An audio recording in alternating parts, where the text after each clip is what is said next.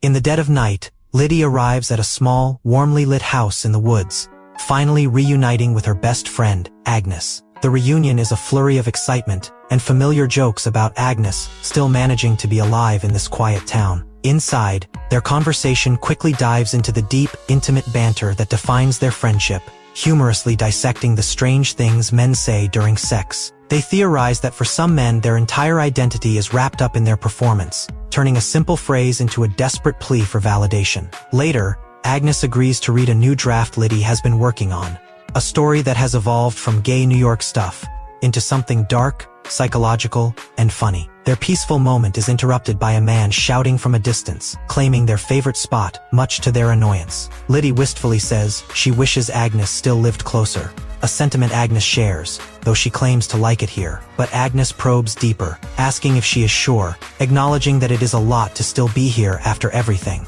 The conversation shifts to Liddy's marriage, and she playfully asks if Agnes misses her, even though she is married now. Yes, I miss you even though. Agnes shouts her new status to the world, a union the state knows about, a stark contrast to her own complicated life. Back at the house, a different weekend, a different visitor. A man named Gavin shows up at the door, thinking it is Liddy's place. Agnes corrects him, pointing out he is her neighbor and lives across the way. He leaves, slightly embarrassed. Liddy teases Agnes, immediately assuming she is sleeping with her cute neighbor, which Agnes vehemently denies. Later, Liddy has something important to tell Agnes. She nervously broaches the subject of her body. After some gentle prodding, Liddy reveals the truth. So I have a baby in me. Agnes is stunned, her mind reeling with the news. A baby, right now, inside her best friend. Liddy admits she is scared but also glad. This was something she and her partner wanted, something they tried for 1,000,000 times. Agnes, ever the supportive friend, jokingly asks if they'll name the baby after her. Later, at a dinner party with old friends from grad school, the group reminisces about how much time has passed. For those who left town, time has flown by, but for Agnes and another friend who stayed, it feels different. The friends recall the deep, ingrained stress of grad school, sharing horror stories about their theses. One friend, Natasha, even contemplated injuring herself just to get a night's sleep in the hospital. The conversation takes a tense turn when another friend implies things were always easy for Agnes, especially with their professor, Decker. The tension escalates when it is announced that Agnes has become a full-time teacher, filling a coveted spot. Natasha makes a passive, aggressive comment about a bone in the fish Agnes served, a clear jab at her perceived success. Later, Liddy confronts Agnes about still being in the same office, an office with painful memories. Agnes admits she doesn't want to complain, especially since she just got the job.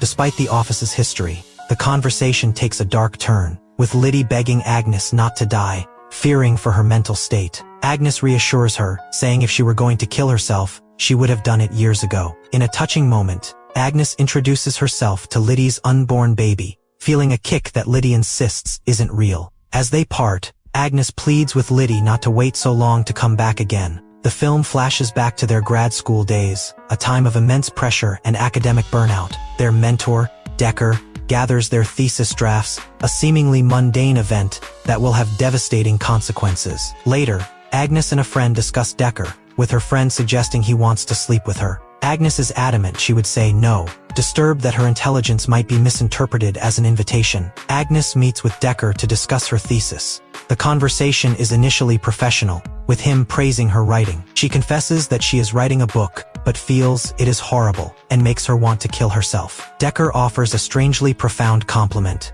saying her previous work made him feel there is a reason to be alive. He then calls a section of her thesis extraordinary, but has to cut the meeting short, citing a family emergency. Before leaving, he gifts her a rare first edition of a book, a gesture that feels both generous and unsettling. They reschedule the meeting at his house. The night ends with Agnes driving home in a daze. She arrives at Liddy's, completely shattered, her pants broken. She recounts the horrific events of the night, explaining how what started as uncomfortable kissing escalated. She tried to create distance, but he relentlessly pursued, his fingers becoming strong and hard in the bad way. She kept moving his hand away, but he kept putting it back, ignoring her clear signals of discomfort. He tried to pull her pants down, and in the struggle, she felt something go inside her.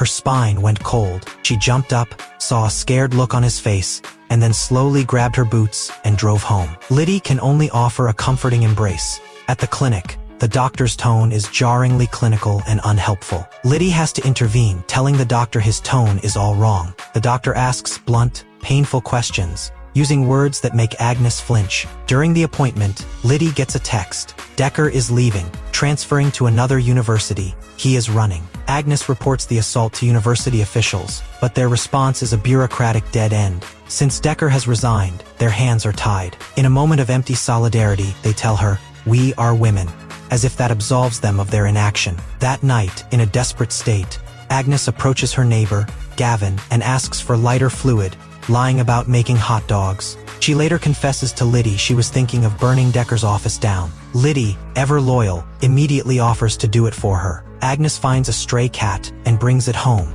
a small act of nurturing in the midst of her turmoil. Agnes is called for jury duty. During selection, she is asked if she has ever been a victim of a crime. She struggles to answer, admitting it is her worst nightmare to share what happened with a room of strangers. When pressed, she says for the first time that she doesn't want him to go to jail, because he has a kid. She wants him to stop being someone who does that. She is promptly excused from duty. Years pass. Agnes is offered a full-time teaching position at the university, a unanimous decision by the department. Ironically, they ask her to teach a class based on her own thesis, the very paper that led to her assault. She is given her new office, and the camera pans to reveal it is the same office Decker once occupied. Natasha, her old classmate, confronts her, bitter that Agnes got the job she wanted, accusing her of having it easy. Agnes pushes back, arguing that the way Decker treated her was far from preferential. It was bad. One day, Agnes suffers a panic attack in her car. A kind sandwich shop owner talks her through it. She confides in him that something bad happened to her 3 years ago, and she still struggles with it. He wisely tells her that 3 years is a lot of time, but it is also not that much time at all. That night, her cat brings in a dying bird. Distraught, Agnes runs out into the night and calls for Gavin. Are you okay? Will you come fuck me? Later, they share a bath, a moment of quiet, safe intimacy. He asks if she wants what everyone else has, a family. Agnes admits she can't see herself getting older or having kids. She just can't see it. Sometime later, Liddy's baby, Jane, is born. Agnes arrives to meet her, overjoyed to see her friend and the new life she has created. Liddy and Fran want to visit a nearby lighthouse, and Agnes volunteers to stay behind and watch the baby. Alone with baby Jane, Agnes holds her and begins to speak. She tells the infant that when she grows up, she can tell her anything, no matter how bad the thought. If someone does something bad to her, if she ever feels like she wants to die, she can just tell her. Agnes makes a promise, born from her own pain.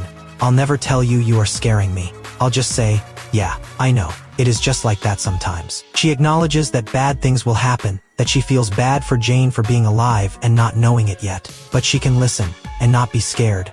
And in that promise, she finds her own form of healing, turning her trauma into a shield for the one she loves.